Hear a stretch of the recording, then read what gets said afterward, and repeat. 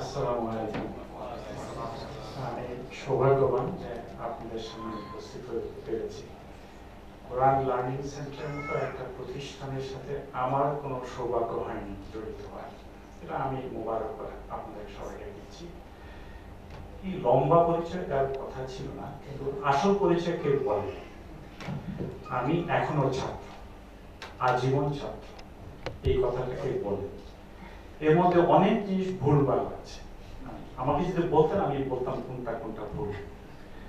সবকিছু বিশ্বাস করবেন না। আজকালকে সোশ্যাল মিডিয়ার জগতে অধিকাংশ ফলস নিউজ, রং নিউজ, এটা সবসময় আপনারা হুঁশিয়ার থাকবেন।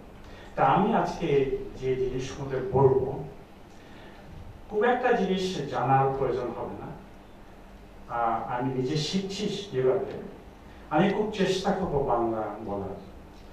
বাংলা বলা বহু আগে শেষ হয়েছে আমার।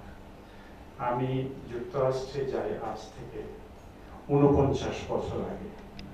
আমি সর্বশেষ বাংলা হয়তো লিখেছি অনেক লিখেছি, হয়তো 1976 পরে লেখালেখি হয় না।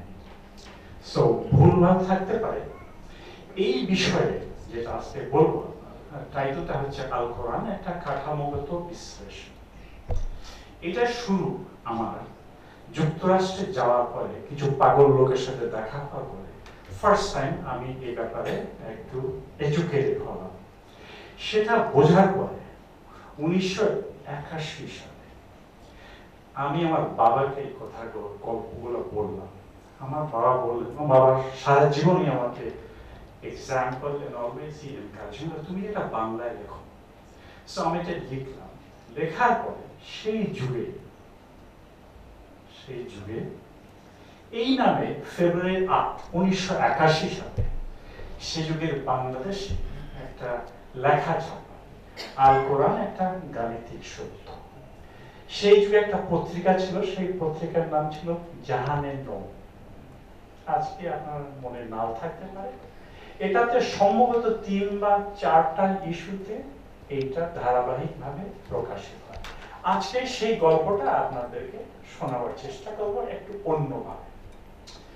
এটা বোঝার জন্য আমি মাঝে মাঝে বাংলা কোরআনের অনুবাদ ব্যবহার করব।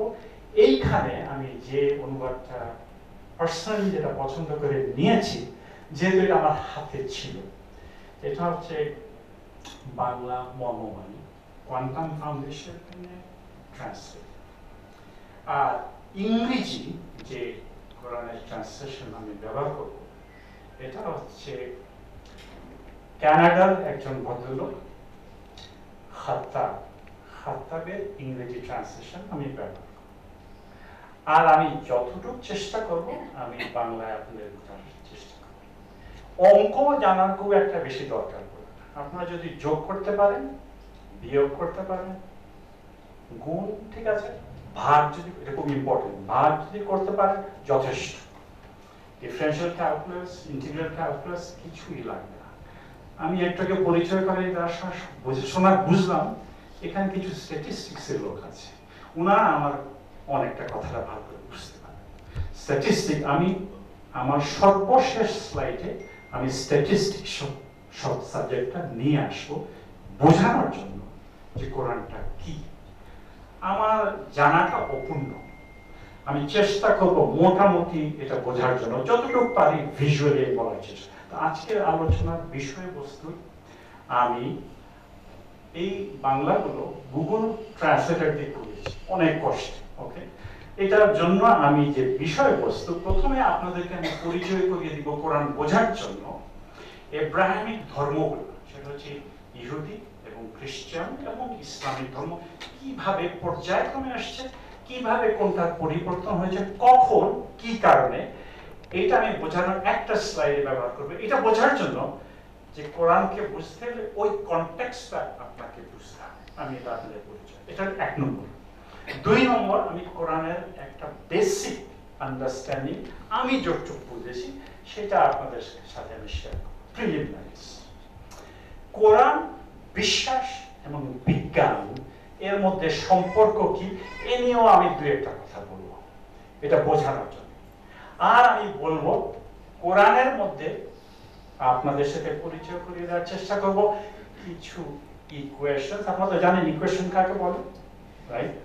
ইকুয়েশন একটা বাঁ দিক থাকে, একটা ডান দিক থাকে, রাইট? মধ্যে একটা ইকুয়াল সাইন থাকে, বাঁ দিকে একটা ডান দিকে যে সমান হলে ইকুয়েশন।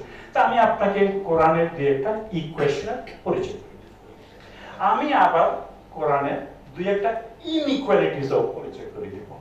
বাম থেকে ডান বড় অথবা ডান থেকে বাম বড়, এন্ড ভাইস ভার্সা। এই ইকুয়েশন আর ইনইকুয়ালিটিস গুলো আপনাকে বোঝাতে চেষ্টা করব। তারপরে আমি আপনাদেরকে পরিচয় করে দেব কোরআনটা কিভাবে এসছে ক্রোনোলজিক্যালি, কোনটা প্রথম, তারপরে কোনটা, তারপরে কোনটা, তারপরে এই ক্রমাগতটা আপনাদের সাথে আমি শেয়ার করার চেষ্টা করব। এটা যদি আপনাদেরকে আমি বোঝাতে সক্ষম হই, যদি হই, তাহলে আমি কিছু ম্যাথমেটিক্স নিয়ে আসবো এখানে। এরপরে যেটা আমি আপনাদেরকে যেটা পরিচয় করিয়ে দেব, আপনারা সবাই জানেন কোরআন শরীফের অনেকগুলা সূরাতে, সূরার শুরুতে দুই একটা জায়গায় আলিফ লাম মিম, নুন, কাফ, আলিফ লাম রা। আপাতত আপনাদের কাছে মনে হতে পারে অর্থহীন অক্ষর, আরবিতে তাকে বলা হয় হরফ। হরফ মানে বর্ণ, হরফ মুকাত্তাত। আমি এদেরকে এগুলো ডিসজয়েন্টেড লেটার্স, আমি এদের পরিচয় আপনাকে করে দেব। এই যেগুলো পর আমি করে দিচ্ছি, আপনারা স্লাইডে দেখতে পাচ্ছেন আলিফ লাম মিম, আলিফ লাম মিম, রা, ইয়াসিন বা হামিম, ইয়াসিন, কাফ, এটা 5টা। অথবা কাফ, 50 নম্বর সূরা কাফ। এই সবগুলো আমি বারবার কিন্তু আপনাদেরকে নিয়ে আসবো।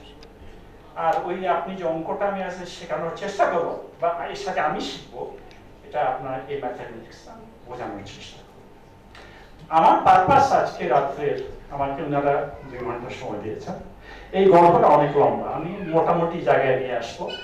আমার উদ্দেশ্য আপনাদেরকে বোঝানো এই কোরআনের পিছনে যে মহাস্রষ্টা, যেটা এই আসমানি কিতাবটা দিয়েছে, এর মধ্যে কি পরিমাণ ইন্টেলিজেন্স কাজ করেছে, এইটা আপনাদেরকে সমাজ করার চেষ্টা করব।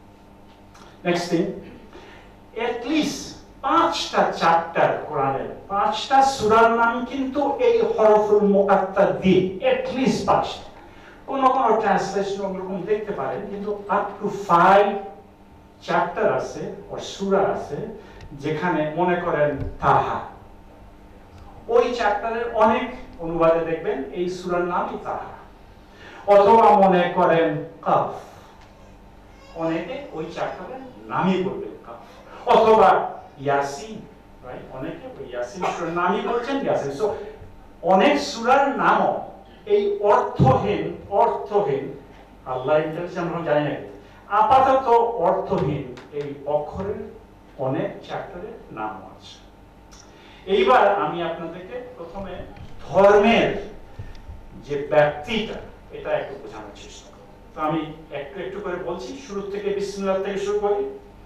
ইয়ার 0 খ্রিস্টাব্দে ঈসা আলাইহিস সালামের জন্ম। ঠিক আছে সবাই? 0। এই শুরুতে যে ধর্মটা ঈসা আলাইহিস সালাম, উনি একজন ইহুদি রাবাই ছিলেন। উনি যে ধর্মটা প্রকাশ করার চেষ্টা করেছিলেন, ওনার জীবদ্দশায় উনি শুধু 12 জন, মাত্র 12 জন লোককে কনভিন্স করতে পেরেছেন। এর মধ্যে 12 জনের একজন লোক ওনাকে বিট্রে করে, তার নাম হচ্ছে জুলিয়াস ইসকারিয়ট। 12 জন সাগরে একজন লোক কিন্তু বিট্রে করে। এই শুরুতে যে খ্রিস্টিয়ানিটির যেটা জন্ম হলো, আমি বলছি না এটা ঈসা আলাইহিস সালাম তৈরি করেছেন, বা যেটা খ্রিস্টানির জন্ম হলো, এই ধর্মটা আস্তে আস্তে ইহুদি ধর্ম থেকে আস্তে আস্তে দুটার মধ্যে দূরত্ব শুরু হলো। এটা প্রায় 120 খ্রিস্টাব্দ পর্যন্ত। আমাদের প্রফেসর আরো অনেক দূরে আছে, 120 পর্যন্ত। তারপরে হচ্ছে নিউ টেস্টামেন্ট। আপনারা যারা বাইবেল পড়াশোনা করেছেন, যদি করে থাকে, আমি আপনাদের এনকারেজ করে এর প্রথম দিকটাকে বলা হয় নিউ টেস্টামেন্ট। পেছনের দিকটাকে বলা হয় ওল্ড টেস্টামেন্ট। এই নিউ টেস্টামেন্টের সৃষ্টি হচ্ছে 150 খ্রিস্টাব্দে। এই নিউ টেস্টামেন্ট 150, তারপরে ক্রিশ্চিয়ানিটি জুডিজম থেকে সাংঘাতিকভাবে বিভক্ত হয়ে যায়, মানে সিরিয়াসলি ডিফারেন্ট। 301 সালে ঈসা আলাইহিস সালামের মা মারিয়াম আলাইহিস সালাম, Mariam was declared as mother of God, স্রষ্টার মা। এটা হচ্ছে 301 সাল। এই সময়ে যে ক্রিশ্চিয়ানিটি, এই ক্রিশ্চিয়ানিটি ওয়াজ পারসিকিউটেড। ওরা দেশ থেকে গ্রাম থেকে তাড়িয়ে বেরিয়েছে এই 300 বছর। অন্যরা কোত্তাকাটা করেছে। এটা 301 সাল পর্যন্ত। 325 সালে ঈসা আলাইহিস সালাম ফার্স্ট টাইম হি বিকেম একই সাথে হিউম্যান এবং স্রষ্টা। এটা একটা ক্রিশ্চিয়ানিটির একটা, এটা 325-এর আগে হয়। এরপরে হচ্ছে 451 সালে ট্রিনিটি, যার কথা আপনারা অনেক শুনেছেন, ট্রিনিটি একটা ধর্ম হিসাবে প্রতিষ্ঠিত হলো, যাতে একসাথে ঈসা দ্য সান, স্রষ্টা the father, and the Holy Ghost, which is like angel, এই তিন একটা ট্রায়াঙ্গল, এই যে ধর্ম, এইটাই হচ্ছে ট্রিনিটি। এটা 451 সাল। আমরা খুব কাছাকাছি সময় এসেছি। 570 সাল রাসূল সাল্লাল্লাহু আলাইহি ওয়াসাল্লামের জন্ম। 570 উনি কখন জন্ম হয়েছে? 570। এই যে কনটেক্সটটা আমি আপনাদেরকে বারবার বোঝানোর চেষ্টা করব। কোরআন শরীফে শুরু হচ্ছে 610 সালে। ওনার বয়স তখন 40 বছর। 40 বছর বয়সে কোরআনটা নাযিল হয় হেরার গুহাতে, রাইট? উনি এখানে সবসময় যেতেন, ওখানে চিন্তা ভাবনা করতেন। He was known to be a very known person. এরকম সময় কোরআনটা নাযিল হয়। কোরআনটা এরপর থেকে 22 থেকে 23 বছর কোরআনটা নাযিল হয়েছে। এটা সর্বশেষ 632 সালে রাসূল সাল্লাল্লাহু আলাইহি ওয়াসাল্লামের মৃত্যু হয়। তো কোরআনের ব্যাপ্তিটা হচ্ছে 610 থেকে 632, ঠিক আছে? 23 বছর। এই 23 বছর কিছু অংশকে আমরা বলছি মক্কি, তাই না? মক্কার সূরা। আর কিছু বলবো মদিনার সূরা। আমি এগুলো বারবার আপনাদের বোঝানোর জন্য আসবো, আমার ওই ম্যাথটাকে বোঝাতে। এরপরে যে জিনিসটা বলতে চাচ্ছি, এই যে জিনিসটা আমি সার্কেল করেছি, এইটা হচ্ছে প্রফেটের, রাসূল সাল্লাল্লাহু আলাইহি ওয়াসাল্লামের জীবন দর্শন। এই সময়টাকে আমি বলতে পারি যে এই সময়টা হচ্ছে প্রফেট সাল্লাল্লাহু আলাইহি ওয়াসাল্লামের ট্রেনিং পিরিয়ড অলসো। আমি এই মুহূর্তে, আপনারা সবাই কল্পনা করেন, আপনি মনে করেন ওই সময়ের যুগে আপনি আরবিতে আছেন। এখন আপনি একটু চিন্তা করেন কোন আরবিতে আছেন। আমি এই ম্যাপটা আপনাদের সামনে দিচ্ছি। সেই যুগে মক্কা শহরে ওনার জন্ম। এই শহরের নাম কিন্তু তখন মক্কা ছিল না, এই শহরের নাম ছিল বাক্কা। উত্তরে একটা শহর, তখন এটা মদিনা হয়নি, এটার নাম হচ্ছে ইয়াথরিব। মোটামুটি বলতে পারেন ইয়াথরিব হচ্ছে রাসূল সাল্লাল্লাহু আলাইহি ওয়াসাল্লামের মামার বাড়ি, ঠিক আছে? মামা। এই যে আরাবিয়া, আপনি যেখানে ডেভিডের ক্রস দেখবেন, যেখানে ডেভিডের ক্রস নীল রঙের দেখছেন, সেখানে হচ্ছে কিছু কিছু ইহুদিরা ছিল বা থাকত। যেখানে ক্রস দেখবেন, ক্রস, সেখানে কিছু কিছু খ্রিস্টানকে আপনি দেখতে পাবেন। আর রাসূল সাল্লাল্লাহু আলাইহি ওয়াসাল্লাম যেখানে জন্ম, এখানে কিন্তু এই কোন সাইনবোর্ড টাইপমেন্ট নাই, বুঝতে পারছেন? উনি যে জায়গায় যার জন্ম হয়েছে, সেই যুগের কনটেক্সটটাতে আমি আপনাদের সাথে পরিচয় করে দেব, কারণ এটা বললে বাকি আমার গল্পটা শুরু হবে। এরপরে এখানে সেই বাক্কা, যেখানে প্রফেটের জন্ম হয়েছে। একটু চিন্তা করেন যে মক্কা, আমি যেটা বলার চেষ্টা করছি, মক্কা সেই যুগে প্রতিষ্ঠিত ধর্ম থেকে অনেক দূরে, ধারে কাছে কিছু নাই। কি আছে? খ্রিস্টানিটিও নাই, জুডিজমও নাই, জোরাস্ট্রিজম। জোরাস্ট্রিজম হচ্ছে অগ্নি পূজারী। তারা সেই যুগে পারস্য রাজ্যে ছিল, তারা ছিল না। মক্কা এটা বিশেষ জায়গা। এখানে there is no influence. They cultivated their own form of paganism. তারা মূর্তি পূজার একটা প্রচন্ড জায়গায় নিয়ে আসে, বিকজ এখানে কোনো ইনফ্লুয়েন্স নেই। আমাকে আরেকটু বলতে হবে, এই জায়গাটা আমি বিভিন্ন রকম গড, বিভিন্ন রকম স্রষ্টার নাম বলি। এটা হচ্ছে ইয়াত্রিব মামার বাড়ি, বুঝতে পারছেন? মামার বাড়ি। এটা কোরআনের একটা ভার্স, মানে চ্যাপ্টার 53 থেকে বলছি। 53 আমি শুধু এখানে আপাতত ইংরেজিতে বলছি বোঝার জন্য। আল্লাহ কোরআন শরীফ বলছেন, তোমরা কি ভেবে দেখেছো আল্লাহ সম্বন্ধে অথবা আল উজ্জা সম্বন্ধে এবং তোমাদের তৃতীয় মূর্তি আল মানাত সম্বন্ধে? এই তিনটা কংগ্লোমারেশন এই মক্কাতেই এটা এটা পূজা হচ্ছে। আল্লাহ বলছেন অনেকটা টিটকারি দিয়ে, এই সেন্টেন্স কন্টিনিউ। রিমেম্বার, ওরা আরবের লোকেরা মেয়েদেরকে জ্যান্ত পুঁতে মারত, রাইট? জ্যান্ত মারত। আল্লাহ বলছেন তোমরা মেলসকে নিয়েছো আর আমাকে বলছো এটা হচ্ছে আমার কন্যা। এটা একটু কিরম হয়ে গেল না? এটা আল্লাহ ওদের সাথে তর্কের খাতিরে বলছেন, এবং আল্লাহ এরপরে বলছেন এগুলো সবই তোমাদের কল্পনা প্রসূত। এরকম কোন জিনিস আমার কাছে তোমরা পাও না, তোমাদের কল্পনায় যা ইচ্ছা তাই তোমরা বানিয়েছো। আমি এটা বলার চেষ্টা করলাম বোঝানোর জন্য ওই কনটেক্সটটা কি। হুবাল করে যে স্রষ্টা ওরা পূজা করেছে, এটা হচ্ছে কাবা শরীফের সবচেয়ে বড় মূর্তি হুবাল। তারপরে নাখলা জায়গাতে আল উজ্জা, এবং তাইফ। তাইফ অত্যন্ত ইম্পর্টেন্ট জায়গা, বিকজ এইখানে প্রফেট সাল্লাল্লাহু আলাইহি ওয়াসাল্লাম একবার গিয়েছিলেন।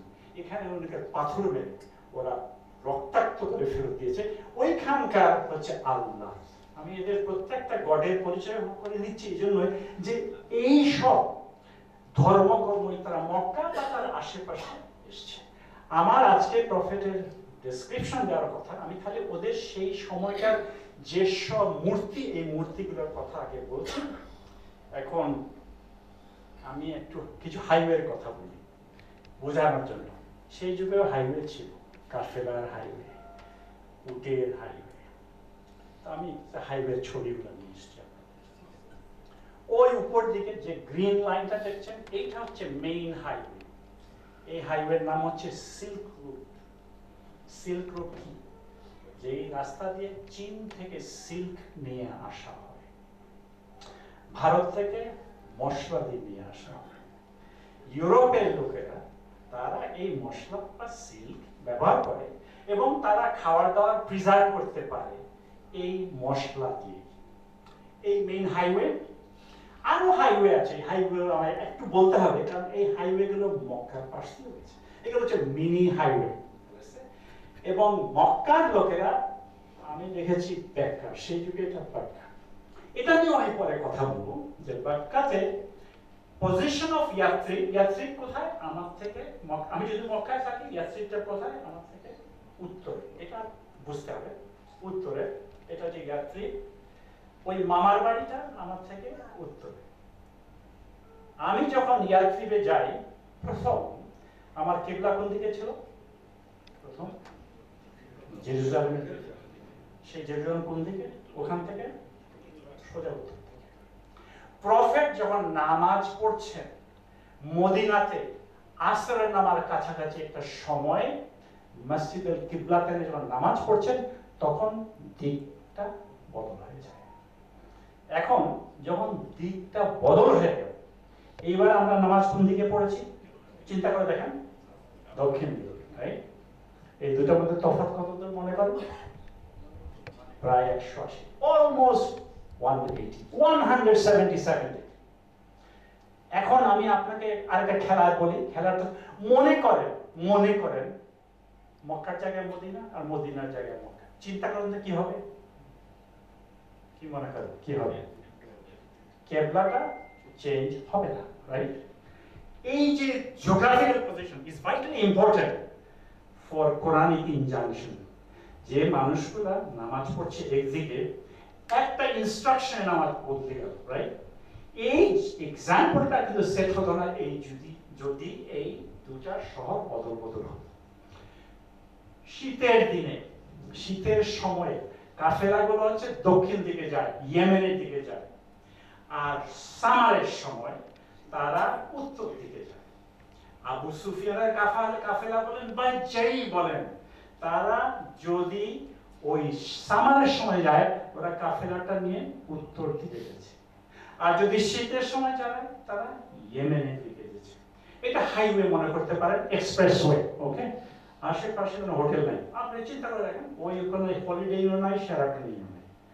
আর এটার যুগে এই highway, important highway, has played a role in Islam. আমি এটা বারবার একটু আপনার আসি। এইবার আমি আগে বোঝাতে চাই প্রফেটের লাইফের সময়, কোরআন থেকে আসার আগে 610 সালে ওনার জন্ম হয়েছে। উনি যে মেসেজ নিয়ে আসছেন 610 সালে যখন মেসেজটা শুরু করেছেন, এইটা একটা ওই সমাজের জন্য একটা থ্রেট ছিল, একটা ফাইন্যান্সিয়াল থ্রেট, একটা ইকোনমিক থ্রেট। মক্কাতে বছরে একবার একটা মেলা হয়, এইখানে এই মূর্তিগুলো বিক্রি করে লোকেরা আসে, মেলা হয়, আমাদের ইনকাম হয়, আর এই পাগল লোকটা এসে বলছে এগুলো সব ফালতু, বুঝতে পারছেন? So it cause cause a financial threat. এটা বুঝতে হবে। 610, 612 থেকে 14 পর্যন্ত যতগুলো ভার্স আছে, এই ভার্সগুলো হচ্ছে, ভার্সগুলো দেখবেন রাসূল সাল্লাল্লাহু আলাইহি ওয়াসাল্লাম হয় ওরা রিডিকুল করেছে অথবা মখারি করেছে। এটা পাগল, এটা মাথায় ঠিক নাই, এটা জিনে ধরেছে। এই ভার্সগুলো হচ্ছে এই 2 বছর, ওকে? এরপরে 615 সালে উনি প্রথম ওনার কিছু লোককে দক্ষিণে পাঠালেন। এরা এই ফার্স্ট টাইম একটা ভার্স নাজিল হয়েছে, আমি বলছি না, ভার্সের একটা অংশ এটাই, আল্লাহর দুনিয়া অনেক বড়। এই ভার্সটা নাজিল হওয়ার পরে prophet interpreted this is instruction, আমি এখন আর মক্কাতে সীমাবদ্ধ না।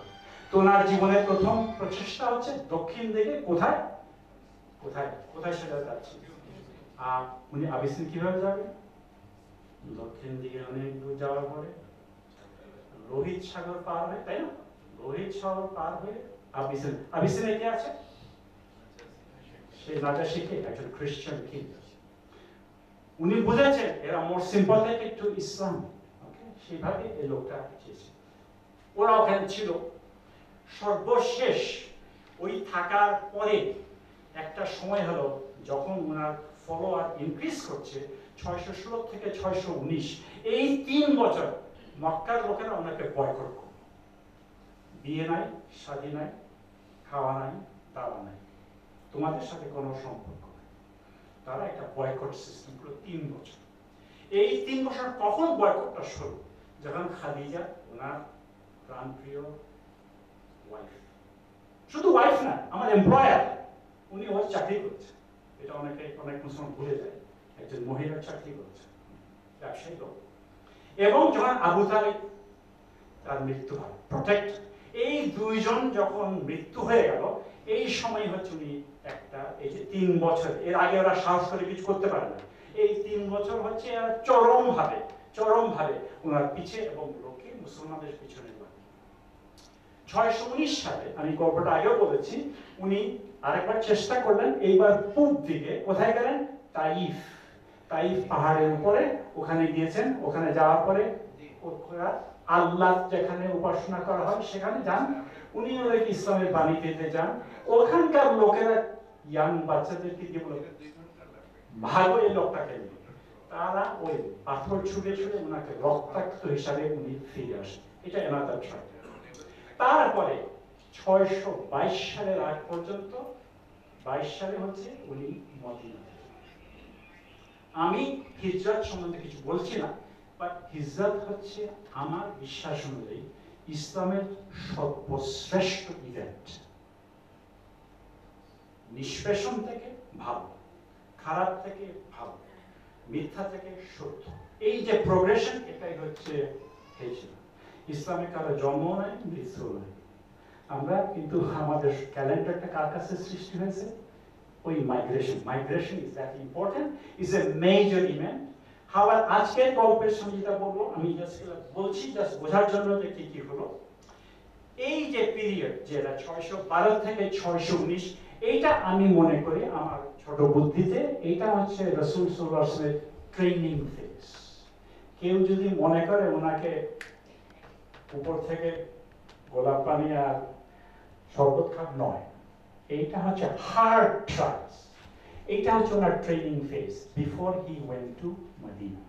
তার মানে কোরআনের যেসব ভার্সগুলো, যেসব সূরাগুলো মদিনাতে এসছে, এরা এই অত্যাচারের পরে, রাইট, এই অত্যাচারের পরে ওইগুলো।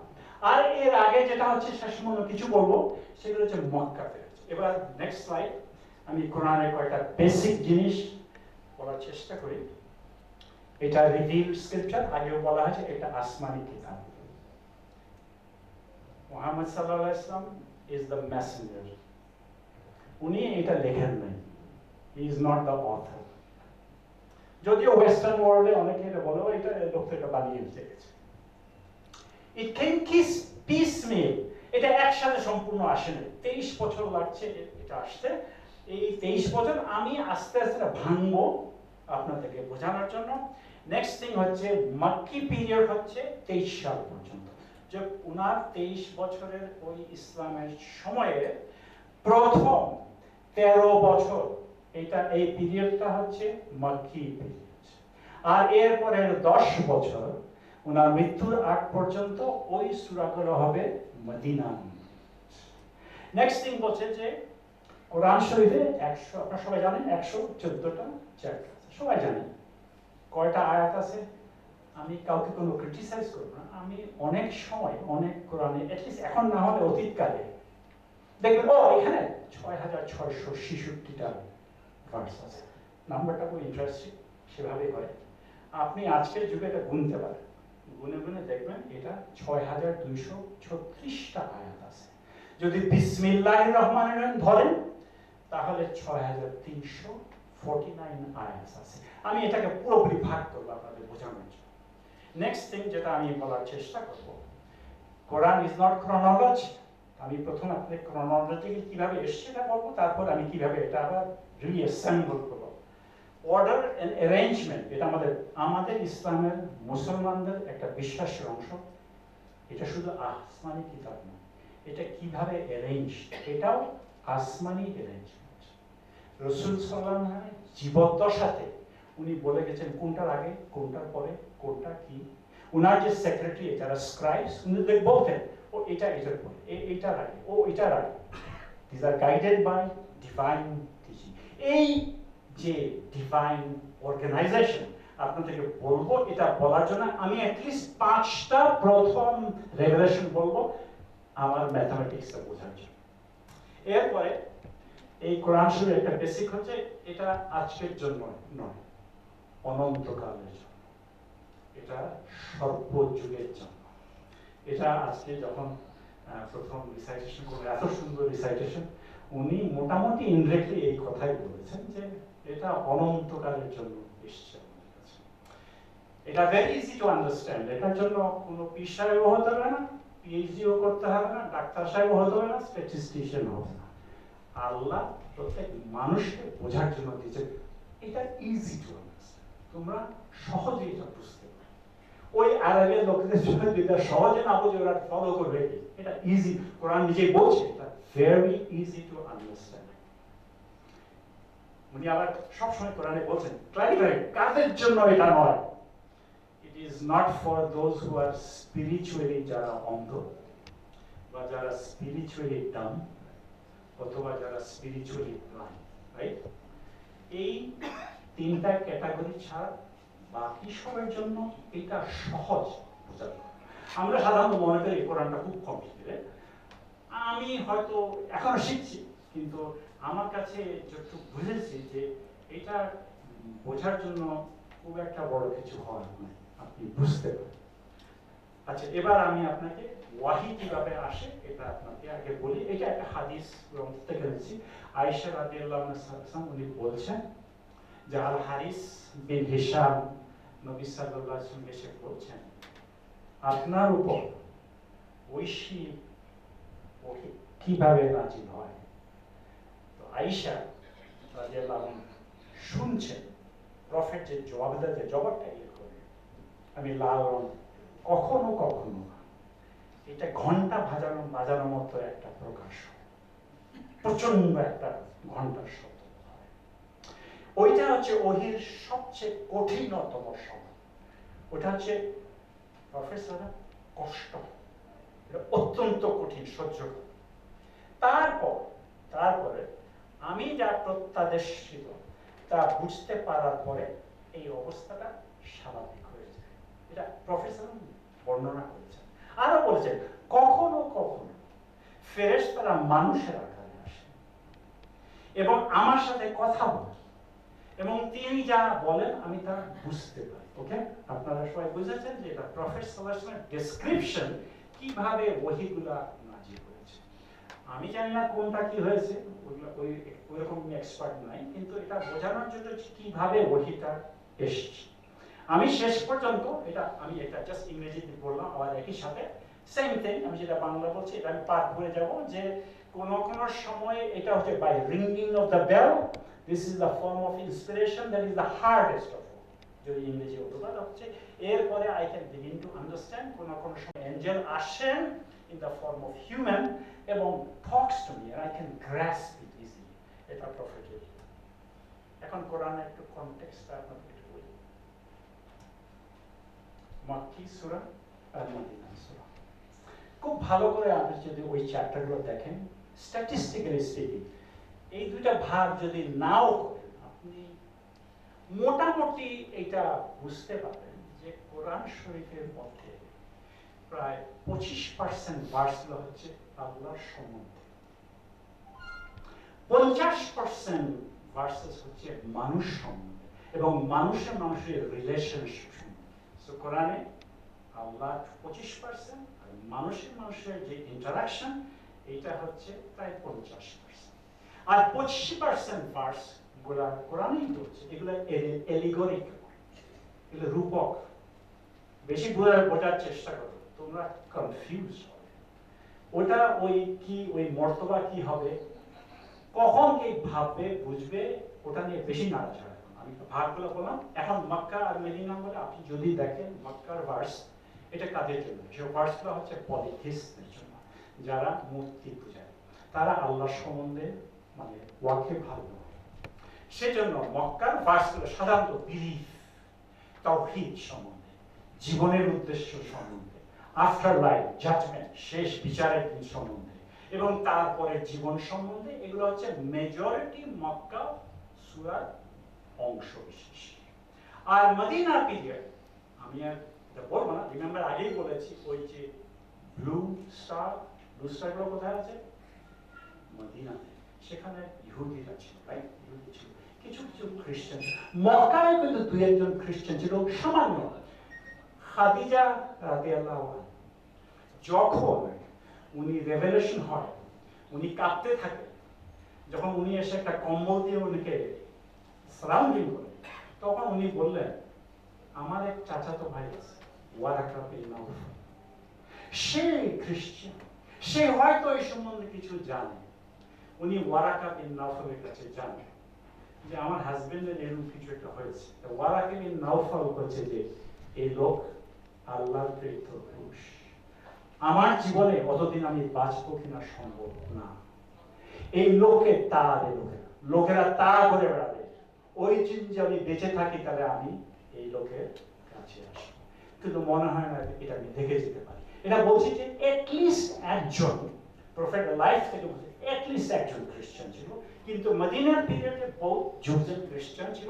ওরা অ্যাওয়্যার, যেহেতু aware it is about community, সমাজ নিয়ে, সমাজের অর্ডার নিয়ে, হিউম্যান ইন্টারাকশন সবাই কে হাজবেন্ড ওয়াইফের সাথে কিভাবে ব্যবহার করবে, ছেলে কার বাবার সাথে করবে, মা কি করবে, এই সব রিলেশনশিপ এবং মানুষের রেসপন্সিবিলিটি, এগুলো হচ্ছে মদিনার চ্যাপ্টারের মূল। কোথায় এবার আমি একটা ছোট একটা সার্কিট ডায়াগ্রামের মতো আঁকবো। এইটা হচ্ছে স্ট্রাকচার অফ কোরআন বোঝানোর জন্য আমি এটাকে কি এটা কি পয়েন্টার? পয়েন্টার কোনটা টিপলে পয়েন্টার মধ্যে, রাইট? Okay fine. এইটা হচ্ছে সূরা 1, সূরা ফাতিহা, 7টা ভার্স, তাই না? 7টা। এরপরের চ্যাপ্টারটা হচ্ছে কোনটা? 2 থেকে 5। কোন সূরাগুলো হচ্ছে? কোন সূরাগুলো? বাকারা। এই যে সূরাগুলো এগুলো কিন্তু আর মক্কার নয়, ওকে? এইটা মক্কার। এরপরের যে চ্যাপ্টারগুলো এগুলো হচ্ছে মদিনার চ্যাপ্টার।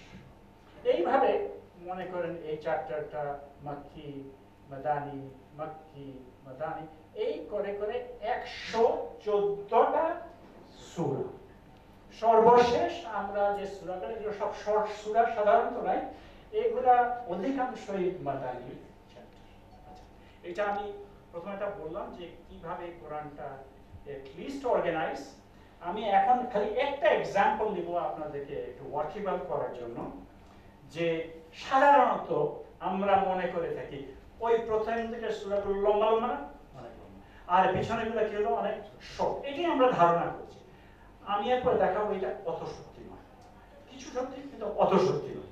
সো আমি একটা স্ক্যাটার ডায়াগ্রাম আপনাদের আঁকি। চ্যাপ্টার, সূরা ভার্সেস আয়াত। এটা হচ্ছে আমার ডিস্ট্রিবিউশন, আপনার স্ট্যাটিস্টিক্সের লোক এখন বুঝতে পারেন, রাইট? আপনি সবচেয়ে বাঁ দিক থেকে যদি মনে করেন, পয়েন্টার দিচ্ছে এইটা, ওকে, এইটা হচ্ছে সূরা বাকারা। সূরা বাকারা হচ্ছে সবচেয়ে হাইয়েস্ট নাম্বার অফ ভার্স, তাই না? Highest number of verse. এরপরে একটা চ্যাপ্টার এম করতে করতে, রিমেম্বার ছোট হচ্ছে না, আবার হঠাৎ করে একটা বড় হয়ে গেল, ওকে? আবার গেল ছোট, আবার আরেকটা বড় হলো, তারপর আস্তে আস্তে আস্তে আস্তে আস্তে আস্তে সব ছোট ছোট। সো ফার্স্ট আমাদের একটা ধারণা যে খালি প্রথম দিকে বড় বড় আর পরে দিকে ছোট ছোট, এটা অত সত্যি নয়। আপনি যদি স্ক্যাটার ডায়াগ্রাম দেখেন তাহলে দেখবেন যে ইট ইজ নট দ্যাট ট্রু। আমাদের একটু বোঝায় একটু বলতে হবে। ওকে, প্রথমে আল বাকারা, আর মানে লাগে হাইফা, গাভী, 286টা ভার্স আছে এখানে। নেক্সট হাইয়েস্ট অ্যাকচুয়ালি 26 নম্বর, ওটা হচ্ছে আল শুআরা। শুআরা মানে হচ্ছে কবিগণ। কবিগণের এটা 227টা আছে। এবং এইভাবে ছোট আরাফ, আল ইমরান, এভাবে করতে করতে আমি যে চ্যাপ্টার একটু জোর দিব কিছুক্ষণ পরে, আল আলাক। এই চ্যাপ্টারটা হচ্ছে আমরা বেশ সময় দিয়ে করবো, এটা 96 চ্যাপ্টার। এই চ্যাপ্টারটাই রাসূল সাল্লাল্লাহু আলাইহি ওয়াসাল্লামের খাতায় সবচেয়ে আগে রিভিল হয়েছে, তাই না? এটা কখন হয়েছে? প্রথম, ফার্স্ট। আমি এই জিনিসটা আপনাকে একটু গভীরভাবে নেব কিছু বোঝার জন্য, আমার ম্যাথমেটিক্সে যাওয়ার আগে। এইভাবে করতে করতে এখন কোরআন এবং মুমিনের বিশ্বাস সময়, আমি এটা বলছি আবার ফিরে আসতেছি, আমি বারবার রিপিট করবো আপনাকে কতগুলো জিনিস, এটা বারবার বুঝতে পারেন। কোরআন এবং মুমিনের বিশ্বাস, আমার স্বল্প বুদ্ধি, সূরা ফাতিহা হলো হেদায়েতের জন্য মুমিনের প্রার্থনা। এটা কি করে? দিনে কতবার পড়েন? কতবার পড়েন? অ্যাটলিস্ট 17 বার আপনি এটা প্রার্থনা করেন। প্রার্থনা কি করেন? বলেন, আপনি বলেন আল্লাহর প্রশংসা করেন, করতে করতে শেষ বলে আমি হেদায়েতের পথ ছাড়ছি, তুমি আমাকে, আল্লাহকে বলছেন, তুমি আমাকে মাঝামাঝি পথে চালু করো, রাইট? এই প্রার্থনাটা আপনি করেন। কোরআন শরীফের বাকি যা কিছু আছে, এখানে আমার স্বল্প বুদ্ধিতে এইটা হচ্ছে আপনার প্রার্থনা, যেটা আপনি 17 বার করেন দিন, অ্যাটলিস্ট 17 বার। কোরআনের বাকি অংশ হচ্ছে এই প্রেয়ারের উত্তর, ঠিক আছে? বুঝেছেন? এইটা আপনার request, rest of them are your answers. So আমি একটু সূরা বাকারা একটু আপনাকে বলি, এটা একটু বোঝার জন্য। সূরা বাকারা, সরি এটা হাইলাইটেড হয় নাই, so I am going to skip this. আমি একটা থিমেটিক রিং সম্বন্ধে একটু বলবো সূরা বাকারা। এটা খুব ভালোভাবে একটু চিন্তা করুন। সূরা বাকারায় কতটা আয়াত আছে? 200। অনেক চ্যাপ্টারে আপনি খুব ভালো করে যে চিন্তা, সময় নিয়ে না, হঠাৎ হুড়াহুড়ি করে হবে, সময় নিয়ে দেখেন, তাহলে দেখবেন একটা সাইকেল আছে, অনেকগুলা সাইকেল। প্রথম, ফার্স্ট এ, এটা হচ্ছে বিশ্বাস।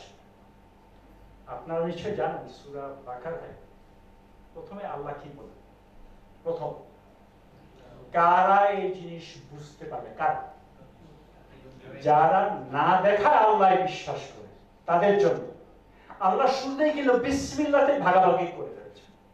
এটা বিশ্বাসীর জন্য, এটা অবিশ্বাসীর জন্য, এটা মুনাফিকদের জন্য। এবার এটা এই শুরুতে বিসমিল্লাহতে কোরআনে এই প্রথম 20টা আয়াতের মধ্যে এই সমূহ উনি বলে ফেলেছেন। তারপরেও বলেছেন আর বাকি যারা আছে এরা কারা? ওই spiritually deaf, Dam and blind. ওরা মনে করে ওরা বুঝেছে, ওরা জীবনে বুঝবে না, আমি ওদেরকে বুঝতে দিব না। চাল আমি কুফর বুঝতে। এই যে 21 থেকে 39 ভেরি ইম্পর্টেন্ট। এই যে 21 থেকে 39 ভার্সগুলো আল্লাহ ক্রিয়েশন সম্বন্ধে, সৃষ্টি সম্বন্ধে। আবার আপনি যখন পড়বেন দেখবেন 40 থেকে 103 পর্যন্ত মুসা আলাইহিস সালাম সম্বন্ধে কি বলেছেন। এই যে ভার্স প্রায় রাফলি 80টার বেশি ভার্স আল্লাহ এটা ডেডিকেট করেছেন মুসা আলাইহিস সালাম। কারণ ওই ইহুদি ধর্মের একেবারে শুরুর প্রফেট, উনি কি আইন কানুন সমাজের জন্য নিয়ে এসেছেন, এই জিনিসগুলাই বারবার ইসরায়েল কিভাবে উনি ওনার ফলোয়ার্স থেকে মিশরের অত্যাচার থেকে তাকে বাঁচিয়ে নিয়ে যাচ্ছেন, এই গল্পটা এখানে আছে। কিভাবে আল্লাহ ওনার সৃষ্টি এবং ওনার ক্রমবর্ধনকাল ফেরাউনের ঘরেই ঘর, রাইট? ফেরাউনের ঘরে শত্রুর এবং বাইরে ওর মাও ওনাকে কিন্তু দুধ খাওয়াচ্ছে, রাইট? সব গল্পটা এইভাবে। এইটা এই 40 থেকে 103। তারপরে 104 থেকে 141 ইব্রাহিম আলাইহিস সালাম শুনবে। এই যে প্রায় রাফলি 36 ভার্সেস, এগুলো হলো ইব্রাহিমকে কিভাবে আল্লাহ টেস্ট করেছেন, কিভাবে ইব্রাহিম এবং ইসমাইল মিলে কাবার সৃষ্টি করেছেন। এতক্ষণে হওয়ার পরে নেক্সট ফেজ এটা হচ্ছে কোনটা? এটা 142 থেকে 152। It is very important. এই যে ভার্স 10টা ভার্স, এটা হচ্ছে কিবলা চেঞ্জের। এইটা মিডল অফ সূরা বাকারা এবং এটা কোরআন বলছে এটা হচ্ছে it is a test for মুসলমানদের জন্য। এইভাবে করেছে, তারপরে হঠাৎ করে 180। এটা আল্লাহ বলছেন কোরআন শুনে, এটা একটা টেস্ট। কারা এটা ফলো করবে না করবে এটা আমরা সবাই পরীক্ষা দিচ্ছে। এটা একটা সেই যুগের মানুষের জন্য পরীক্ষা। এইবার একটা সাইকেলটা ক্লোজ হবে। খুব ভালো করে দেখেন 153 100 থেকে 77 literally what happened with Ibrahim. ওই জিনিসটাই আল্লাহ কিভাবে টেস্ট করেছেন ইব্রাহিমকে। এইবার এই যে ভার্সগুলোতে কোন টেস্ট, এখানে কিভাবে মুসলমানদেরকে টেস্ট করা হলো, কিভাবে বিবি হাজেরাকে টেস্ট করা হলো, কিভাবে উনি সাফা থেকে মারওয়াতে গেলেন, কিভাবে মারওয়া থেকে সাফা আসেন একটা পানির জন্য, বাচ্চার জন্য। এই টেস্ট তো রিমেম্বার, এইটা সাইকেলটা করছে। ওই উপরে ইব্রাহিমের টেস্ট ক্রাইটেরিয়ার পরে এখন ইব্রাহিমের ওয়াইফের টেস্ট, রাইট? বিবি হাজেরার টেস্ট। ইব্রাহিম ওনাকে রেখে চলে যায়, রাইট? ওনার ওয়াইফ ওনাকে বললেন হাজবেন্ড, তুমি আমাকে ফেলে যাচ্ছ, তুমি ফেলে যাচ্ছ, ঠিক আল্লাহ বলছেন যদি তাই হয় তুমি আমাকে পেশে নিও। জিজ্ঞেস করছেন তুমি কি করছো। এটা যদি চিন্তা করেন, যদি এটা আল্লাহ অনুমতি হয়, don't worry, leave me here. উনি আর ওনার বেবিকে নিয়ে, এই টেস্টটা ভেরি ইম্পর্টেন্ট। আমরা হজে যাই কিন্তু আমরা সাধারণত এই মহিলার স্যাক্রিফাইসকে আমরা অত সহজে বুঝি না। তার রোল, তার টেস্টের জন্য এখানে প্রায় 20টা ভার্স। ওইটা লিটারালি ইব্রাহিমের। এরপরে আপনি আসেন 178 থেকে 273, এগুলো রাসূল সাল্লাল্লাহু আলাইহি ওয়াসাল্লামের সময়কার। উনি যেসব আইন কানুন, যেগুলো ঠিক যেভাবে মুসা যেভাবে আইন করেছেন, উনি যেসব আইন নিয়ে আসছেন সেইগুলো। তারপরে হচ্ছে আল্লাহর ক্রিয়েশন সম্বন্ধে আবার সর্বশেষ আবার লাস্ট 3টা ভার্স হচ্ছে faith versus unfaith. So did you understand this? Faith versus unfaith, creation, Musa delivery, Ibrahim test, real test of mu'min, Qibla change, তারপরে মুসলমানদের টেস্ট, এটা হাজেরা টেস্ট, ইসমাইলের টেস্ট, তারপরে মোহাম্মদ সাল্লাল্লাহু আলাইহি ওয়াসাল্লাম কি আইন ঠিক যেভাবে মুসলমান এইভাবে করে করছো। আপনি যদি খুব অ্যাটলিস্ট বড়সড় সূরাতে নিজে সময় নিয়ে দেখবেন, আপনি দেখবেন সাইকেল অ্যাটলিস্ট মনে হতে পারে একটা মহাপরিকল্পনার এই পিছনে হয়তোবা কাজ করেছে। আমি এটাকে বেশি জোর দেবো না আপাতত, আমি জাস্ট বলছি যে এটা আপনার স্টাডি করতে হবে। এইবার দেয়ার আর আদার সাচ থিমেটিক রিংস, আমি এটা নিয়ে সময় নষ্ট করবো না।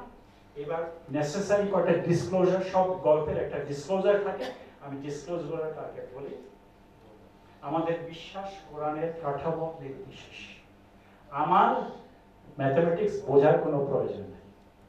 এটা আমি আজকে আপনার সাথে এই গল্পটা শেয়ার করছি, কিন্তু এটা বিশ্বাসের জন্য এটা বুঝতে হবে না, ওকে? নির্বিশেষ। নেক্সট থিং আমি বলছি যেটা আপনাকে বুঝতে হবে, আল্লাহ ওই চ্যাপ্টার 2 তে আলিফ লাম দিয়া পরে ভার্স 3 থেকে আল্লাহ বলেই ফেলেছেন, আল্লাহ সচেতন যারা গায়েবে বিশ্বাস করে, না দেখা আল্লাহকে বিশ্বাস করে, এবং যারা বিশ্বাস করে এবং নামাজ কায়েম করে, নট নামাজ যারা কায়েম করে, দ্যাট ইজ সালাহ, যারা নামাজটাকে প্রতিষ্ঠিত করে এবং যারা নিজেদের যে রুজি রোজগার করে এটা মানুষের জন্য ব্যয় করে, নিয়মিত ব্যয় করে, এটা আল্লাহ শুরুতে বলেন এই লোকেরা এই কিতাবটা বুঝতে পারে। বাকিদের গল্প আমি আপনারা বলছেন, এটা জাস্ট বলছি কিভাবে এটা বিশ্বাস।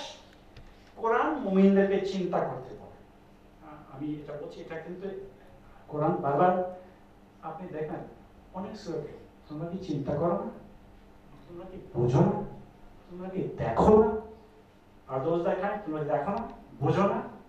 What is he asking? God is He's asking you to experiment. এই এক্সপেরিমেন্ট কিন্তু ইব্রাহিমের সময় থেকে শুরু হয়েছে। ওনার এক্সপেরিমেন্ট আপনাকে বলে ফেলি, উনি মনে করলেন সকালবেলা সূর্য দিয়ে ওঠে, এটাই মনে হয় স্রষ্টা হইতে পারে। কোরআনের একটা ভার্স কি, হয়তোবা এই সূর্যটাই স্রষ্টা। সন্ধ্যার দিকে গেল, সূর্যটা ডুবে গেল, উনি বললেন হ্যাঁ এটা স্রষ্টা। রাতের বেলা বললেন হয়তো চাঁদটা স্রষ্টা। তারপর দেখা গেল চাঁদও নাই। What is he doing? এই কোরআনের ভাষায় কি হচ্ছে? Ibrahim is a scientist. He's actually experimenting with thoughts. And then first a hypothesis, then he comes to a conclusion, and then he says, okay, আমি বুঝে ফেলেছি আল্লাহকে, এটা এগুলো কোনটাই আল্লাহ না। আমি এগুলো বলছি এই জন্য কোরআন মুমিনদেরকে চিন্তা করতে হবে। সেকেন্ড থিং, আমি চাই বিজ্ঞান কিন্তু একটা প্রক্রিয়া মাত্র, ইটস এ প্রসেস। এটা চূড়ান্ত নাও হতে পারে, এটা আপনাদের বুঝে ফেলতে হবে যে বিজ্ঞান ইজ জাস্ট এ প্রসেস। আপনি আগামীকালকে যে জিনিসটা আবিষ্কার করবেন, আগে গতকালকে জিনিসটাকে আপনি একেবারে আপসাইড ডাউন করতে পারেন, রাইট? আপনারা কি আজ থেকে 25 বছর আগে কোডাক নামের একটা ক্যামেরা কিনেছেন, রাইট? আজকে কোডাক ক্যামেরা পান না, এখন ডিজিটাল ক্যামেরা। ওই কোডাক ক্যামেরা বোমা দিয়ে হাওয়া হয়ে গেছে, রাইট? এইভাবে ঠিক বিজ্ঞানের জগতে, টেকনোলজির জীবনে এটা চিরদিন এটা বদলায়, এটা চূড়ান্ত। তবে কোরআন চূড়ান্ত, এটা বিজ্ঞান না। অনেকে বলে ও কোরআনে অনেক বিজ্ঞান আছে, আমি একজন বিজ্ঞান, এটা আমাদের মনের খারিশ। But Quran is not science, Quran is Quran. Quran is a proof by itself. দুই একটা জায়গায় হয়তো মিলতে পারে, হয়তো আমরা চিন্তা ভাবনা করতে পারি। আমার ফান্ডামেন্টাল কোয়েশ্চনটা হচ্ছে বিজ্ঞান একটা process, it's not an end. Quran একটা চূড়ান্ত জিনিস, এটা বিজ্ঞান। নেক্সট থিং, কোরআন প্রকৃতপক্ষে একটা বৈজ্ঞানিক সত্যকে নিশ্চিত করতে পারে। ডাক্তার সাহেব এই আয়াত দেখে বলতে পারে ও মাই গুডনেস, এই লোক সেই যুগে এগুলো বলে টলে গেছে, সেটা মানে আল্লাহই বলে গেছে, রাইট? এটা তো বলেন, আপনি এটা দেখেন ও হ্যাঁ এটা তো মিলছে, আপনি বলতে পারেন। এগুলা জাস্ট আমি বলছি এটা নেসেসারি ডিসক্লোজার। এবার আমি আজ-জুমারের 39 চ্যাপ্টারে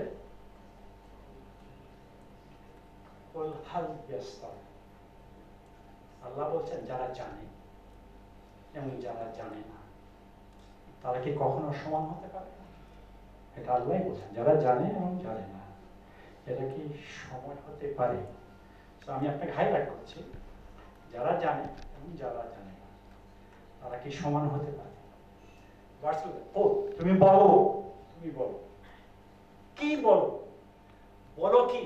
ইয়াস তাও, তুমি যারা জানে এবং যারা জানে না, আল্লাযীনা ইয়ালামুনা, এবং those who know, এবং যারা জানে না তারা কি একই রকম কিনা, তারা কি ইকুয়াল না? সো ইয়াস্তাউই is like, are they equal? কারা ইকুয়াল? যারা জানে না। আমি আবার হাইলাইট করছি, লা এখানে দেখছেন, বাই দ্য ওয়ে লাটা একটু নড়ে গেছে এই এই গ্রাফিক্সে, ঠিক লা যেখানে এটা নট, যে যারা জানে না এবং যারা জানে এরা এক হতে পারে না। এটা আল্লাহই প্রশ্ন করছে। Let's go a little bit. এবার আমি একটা ইকুয়েশনে আসি আমার অঙ্ক বলার আগে একটু বোঝার জন্য। ইকুয়েশন, আপনি কোরআন শরীফে যদি দেখেন কয়বার দুনিয়া আছে শব্দ, আমি জাস্ট কোনো এক্সাম্পল দেখবেন কোরআন শরীফে 115 বার আছে, আখিরা আছে 115 বার। এটা একটা ইকুয়েশন, যতবার দুনিয়া ততবার আখিরার প্রশ্ন আসছে, একেবারে সমান। ইবলিস যতবার আসছে 11 বার, আউযুবিল্লাহ 11 বার, সম্পর্ক দেখতে আছে 11 বার, সমান। এটা ইকুয়েশন। ওকে, বেনিফিটস, লাভ 50, লস 50। আল্লাহ যখনই লাভের কথা বলছেন লসের কথা বলেন। আমি এইভাবে আরো দুই একটা জিনিস বলি, ডিজায়ার এন্ড হেট 8 বার, 2 বার সমান। এগুলো যেমন ইকুয়েশনের কাজ। ক্রাইসিস, মুসিবত, এটা কোরআন শরীফে 75 বার আছে। আর গ্র্যাটিটিউড, শুকর হচ্ছে 75 বার। মুসিবত করলে আপনি কি করেন? মুসিবত পড়লে কি করেন? আপনি আল্লাহর শুকর, রাইট? হলে আপনি একটা আপনি নিবৃত্তি পান, একেবারে সমান 75। জান্নাত আছে 77 বার, জাহান্নাম 77। লাইফ, জীবন 145 বার, মৃত্যু 145 বার। মালাক হচ্ছে এঞ্জেলস 88 বার, আর শয়তান 88 বার। বুঝতে পারছেন? 88 আর 88। পাবলিক 16 বার, প্রাইভেট 16 বার। যাকাত 32 বার, বারাকা 32 বার। আমরা কি বলি? যাকাত কি হয় আপনার? বারাকা বাড়ে, দেখি 32। মানুষ 24 বার, পুরুষ, মহিলাও 24 বার। কেউ যদি বলে আল্লাহ কাউকে ডিসক্রিমিনেট করছে, না, কোরআন শরীফে এটা 24 বার যদি হয়, মহিলাও 24 বার। ঈমান 25 বার, কুফর 25 বার। এগুলো আমি কিছুটা ইকুয়ালিটির, কোরআনের বিল্ট ইন কয়েকটা ইকুয়ালিটির কথা আপনাদেরকে একটু বলবো। এবারে আনইকুয়ালিটির কথা বলবো। আপনি কোরআনে যদি বলেন ল্যান্ড, জমি কয়বার আছে? জমি 13 বার আছে। পানি কতবার আছে? 32 বার। ও মাই গুডনেস, এটা তো একটু ইনইকুয়ালিটিস না? তাহলে ল্যান্ডের পার্সেন্টেজ কত? 28.9%। আর পানির কত পরিবর্তন? 71.1%। আমরা কি বলি আমাদেরকে? পৃথিবীর জল কতখানি বলি? রাফলি 71%। আমি ইনইকুয়ালিটি দেখাচ্ছি যে এর মধ্যেও সুপ্ত চিন্তা আছে, সম্ভবত। আদৌ কি আছে সেটা জানি না, এটা আমার মতো একটা আন্দাজের লোকের হয়তো আপনি বলছেন। এইবার আমি এটুকু বলার পরে সমীকরণ এবং অসমতার কয়েকটা উদাহরণ আপনাকে দিব। এই ভার্সটা আপনারা সবাই জানেন, সূরা আল ইমরান, যে যিশু আর ঈসার, আল্লাহর দৃষ্টিতে ঈসার যে স্ট্যাটাস, আল্লাহ বলছেন এটা আদমের যে স্ট্যাটাস, আল্লাহর দৃষ্টিতে একই স্ট্যাটাস। বুঝতে পারছেন? কবে ঈসার যে স্ট্যাটাস আল্লাহর কাছে, এটা কোরআনের ভার্স, সূরা ইমরান, ঠিক একই ভাবে আল্লাহর স্ট্যাটাস হচ্ছে আদমের কাছে। আল্লাহ এই সেন্টেন্সটা কনক্লুড করছেন, উনি সবাইকে মাটির থেকে সৃষ্টি করেছেন এবং সবাইকে বলেছেন হও, এবং তারা হয়েছে। এবার খুব ভালোভাবে আপনি যদি কোরআনে এই সেন্টেন্সটাকে দেখেন, শব্দটা হচ্ছে কামাসালি। কামাসালি হচ্ছে সমান, একই মর্যাদার শব্দটা। এবার খুব ভালো করে দেখেন কোরআন শরীফে আদম কয়বার এসছে? 25 বার। ঈসা কয়বার এসছে? 25 বার। আমি ইকুয়েশনটাকে দেখাতে পেরেছি? আল্লাহ বলেছেন আমার দৃষ্টিতে ঈসা আর আমার দৃষ্টিতে আদমের এক হিসাব। কোরআন শরীফে ঘটনাক্রমে আদম 25 বার আর ঈসা আলাইহিস সালাম 25 বার। আমি এটা জাস্ট আপনাকে নোট করছি বোঝার জন্য। এইবার আমি একটু ইনইকুয়ালিটিজ এর কথা বলি। এটা চ্যাপ্টার 94, যেখানে আল্লাহ বলছেন মনে রেখো প্রতিটা কষ্টের সাথেই রয়েছে স্বস্তি, রাইট? প্রত্যেকটার সাথে স্বস্তি আছে। শুধু তাই নিঃসন্দেহে প্রতিটা কষ্টের সাথেই রয়েছে স্বস্তি। কোন কোন ট্রান্সলেশন দেখেন দেখাচ্ছি, সো শিওরলি, ইংরেজিতে বলছি, surely with hardship comes is, and surely with hardship comes more ease. যদি ধৈর্যতা থাকতে পারেন আরো বেশি ইজ হবে। এবার আপনি কোরআনে যদি যাই, মোর ইজ এটা ইনইকুয়ালিটি, হার্ডশিপ কোরআনে আলমোস্ট এটা কোরআনে 12 বার আছে, আর ইজ হচ্ছে ওসরান এটা হচ্ছে 36 বার। Did you get what I'm trying to say? আল্লাহ বলেছেন যে আপনার হার্ডশিপ থেকে অনেক বেশি হবে যে আপনি ফলটা। ইনফ্যাক্ট এখানে দেখা যাচ্ছে প্রায় 3 গুণ বেশি। এটা একটা ইনইকুয়ালিটি আপনাকে বোঝানোর চেষ্টা। এনিহাউ আমার ম্যাথ কিন্তু এখন শুরু হয়নি, জাস্ট আমি জানি না কখন বাজছে, আমি জাস্ট শুরু করতে যাচ্ছি। এইবার আমি এটা বলবো না, কিন্তু এটলিস্ট লেটস রিফ্লেক্ট অন কিভাবে ক্রনোলজিক্যাল অর্ডার হবে। আমি এবার প্রথম রেভেলেশন সম্বন্ধে একটু বলি, চ্যাপ্টার 96। আপনারা সবাই এই চ্যাপ্টারটা জানেন, এই চ্যাপ্টার আমি বারবার আসবো। এই চ্যাপ্টারের শুরুতে কিন্তু পুরো চ্যাপ্টার আসেনি। উনি আল্লাহ ওই হেরার গুহাতে জিবরিল আলাইহিস সালামের থ্রুতে মাত্র 5টা আয়াত নাযিল করেছেন, রাইট? ইকরা বিসমি রাব্বিকাল্লাযী খালাক, এই যে আসলো এটা সেই ভার্সটা, ইকরা বিসমি রাব্বিকাল্লাযী খালাক শুরু, এবং ইভেন্চুয়ালি আল্লাহ আল ইনসানা মা লাম ইয়ালাম, এই 5টা ভার্স নাযিল হয়েছে ওই উনার 40 বছর সময় হেরার গুহায়। এরপর উনি কাঁপতে কাঁপতে কাঁপতে কাঁপতে বাড়ি গেছেন। উনার ওয়াইফ এসে কম্বল দিয়ে ওনাকে র্যাপ করেছে, উনি এমন ভাবে কাঁপছেন। পড়ো তোমার সৃষ্টিকর্তার নামে, যিনি মানুষকে সৃষ্টি করেছেন নিষিক্ত ডিম থেকে। কোন মনে যায় এটা বলেছে, কোন কোন একটা অন্যরকম ট্রান্সলেশন, আমি কাউকে কোনো ক্রিটিসাইজ করেন, যে অনুবাদক যেটাকে মনে করেছেন ট্রান্সলেট সেটাই বলেছে। তোমরা সবাই পড়ো, কি পড়ো? আল্লাহর নামে পড়ো। শুধু তিনি মানুষকে জ্ঞান দিয়েছেন এবং মানুষকে কলম দিয়েছেন, মানুষকে শিখিয়েছেন যারা সেটা কোনোদিন জানত না, তাই আল্লাহ যে বলেছেন পড়ো, এবং যেটা করে দিয়েছেন এটা উনি ছাড়া এই শেখার জিনিস কাউকে দেন নাই। এই 5টা ভার্স। ওকে, আমি এখানে আবার আসবো, কারণ আমার ম্যাথটা এইখান থেকে ম্যাথটা শুরু। এখন একটু চিন্তা করেন, সেকেন্ড রেভেলেশন, এটা প্রথম রেভেলেশন। সেকেন্ড রেভেলেশন হচ্ছে আল কালাম। আল কালামে হচ্ছে এইবারও কিন্তু মাত্র 4টা ভার্স। প্রথম 5টা বলেছে, রাইট? 5টা।